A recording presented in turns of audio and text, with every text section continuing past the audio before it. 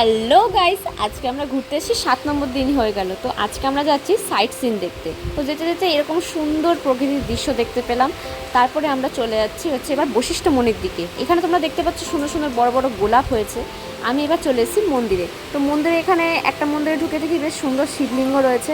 আর এবার চলে যাচ্ছি বশিষ্ঠ মনির মন্দিরের দিকে। এখানে কিন্তু জুতো খুলে ঢুকতে হয়। তোমরা নিশ্চয়ই এত রোদ দেখে অবাক হচ্ছ, কিন্তু এটাই সত্যি যে পাহাড়েও এখন এতটাই গরম থাকে। আর এখানে বেশ মন্দিরে সুন্দর সুন্দর কারুকার্য করা রয়েছে পুরনো যুগে, তোমাদের দেখলেও খুব ভালো লাগবে। আর এবার আমি চলে এসেছি মন্দিরের দিকে। মন্দিরের এখানে কিন্তু ভেতরে ক্যামেরা করা অ্যালাউ নেই, সেজন্য আমি কোনো ঠাকুর তুলতে পারলাম না। তো এই দিক থেকে তোমাদেরকে সরি বললাম। ও তারপর আমরা চলে গেলাম বনবিহারে। বনবিহারে কিন্তু এখানে টিকিট ছিল, এখানে অ্যাডাল্ট 50 টাকা করে আর চাইল্ডদের জন্য 20 টাকা করে। তো এখানে ঢুকে আমরা জানি না কি করলাম, এখানে একটা কি সুন্দর কিউট খরগোশ ছিল। আর এইবার ভেতরের দিকে এসে আমরা এখানে কিন্তু বোটিং করেছিলাম, সেই ভিডিওটা অবশ্যই তোমাদের দেবো।